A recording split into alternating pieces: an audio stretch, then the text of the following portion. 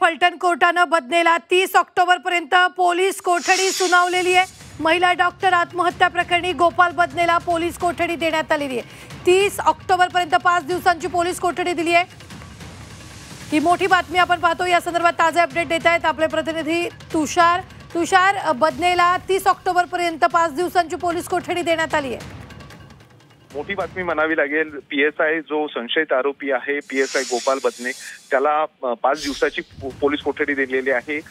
30 October पर्यंतची ही police कोठडी देण्यात आलेली आहे। जो काही युक्तिवाद सरकारी पक्षाकडून मांडला गेला होता तो कुठेतरी ग्राह्य मानूनच ही पोलीस कोठडी दिलेली आहे। आणि या दोन्ही बाजूंचा युक्तिवाद, जो राहुल धायगुडे आरोपींचे जे वकील आहेत त्यांनी जो काही युक्तिवाद मांडला होता तो देखील कुठेतरी विचारात घेतला गेला आहे। कारण पोलिसांकडून 7 दिवसाच्या पोलीस कोठडीची मागणी करण्यात आली होती, मात्र आता न्यायालयाने मात्र 5 दिवसाची ही पोलीस कोठडी दिलेली आहे। आणि त्यामुळं एकूणच हे प्रकरण आपल्याला माहिती आहे की काल प्रशांत बनकर यांना ज्यावेळी दुसरे संशयित आरोपी जे आहेत त्यांना ज्यावेळी हजर केलं होतं तर त्यांना 4 दिवसाची पोलीस कोठडी मिळाली होती। मात्र जे पीएसआय बदने आहेत ते मुख्य संशयित आरोपी आहेत या प्रकरणात। कारण 4 वेळा बलात्कार केल्याचा आरोप त्या संबंधित युवतीने स्वतःच्या हातावर लिहून केला होता आणि त्यामुळेच कुठेतरी या प्रकरणामध्ये एक त्याच्यावर जास्त मोठा ठपका होता आणि त्याच विचार करून न्यायालयाने 5 दिवसाची पोलीस कोठडी सुनावलेली आहे। निश्चित धन्यवाद तुषार ताजा अपडेट देण्यासाठी। मात्र आताच्या क्षणाची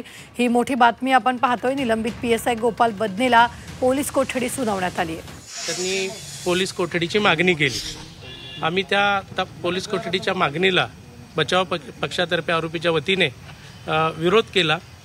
या केसमधला जर बघितलं तर नवीन कायद्यातील तरतुदीनुसार BNS नुसार 106, 108 आणि 64(2) नुसार त्याच्यावर आरोप ठेवण्यात आलेले आहेत। आणि या केसमध्ये आरोपी गोपाल बदनेचा कुठलाही सहभाग नाही, त्याला खोट्या केसमध्ये गुंतवलेलं आहे। आपण केस जर बघितली, या केसमध्ये जे आरोप आहेत ती जी पीडित महिला आहे, पीडित डॉक्टर आहेत त्या, आणि त्यांचं शिक्षण MBBS पर्यंत झालेलं होतं आणि ते फलटणमध्ये आरोपी नंबर 2 प्रशांत बनकर याच्याकडे भाड्याने राहत होत्या। आणि या केसमधला सगळ्यात महत्त्वाचा जो मुद्दा आहे तिचं स्वतःचं घर असताना फलटणमध्ये ती हॉटेलमध्ये रूम घेऊन भाड्याने राहते। आणि फिर्यादीमध्ये सुद्धा आणि तिने हातावर लिहिलेल्या हस्ताक्षरामध्ये सुद्धा ते हस्ताक्षर तिचं आहे नाही हा न्यायप्रविष्ट बाब आहे।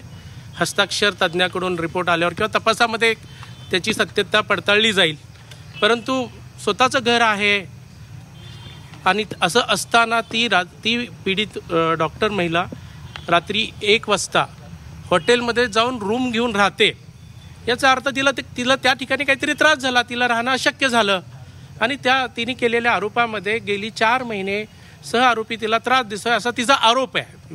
मला त्या आरोपाबद्दल या स्टेजला कारण आरोपीकडून घेतलेल्या माहितीवरूनच मी जे काय ते आपल्यासमोर बोलतोय। मी या आत्ताच्या घडीला त्याच्या सत्यतेबद्दल मी काही कमेंट करत नाही, परंतु जर बघितलं याच्याविरुद्ध जर आरोप केलेला गोपाल बदनेंविरुद्ध पोलीस अधिकारी असल्यामुळं थोडासा मीडियामध्ये हा प्रश्न उचललेला आहे। मीडिया ट्रायल पण चालू आहे, परंतु सत्य तपासामध्ये येईल, तपासामध्ये कळेल। कारण तिने जे आरोप केलेत बलात्काराचे त्याही आरोपांचं आम्ही खंडन केलेलं आहे। कारण जर एखाद्या स्त्रीवरती जर बलात्काराचा आरोप केलेला असेल तर ती स्त्री बलात्कार कुठे झाला, किती वाजता झाला, कुठल्या ठिकाणी झाला, किती तारखेला झाला, या गोष्टींच्या तारखा ती लिहून ठेवेल।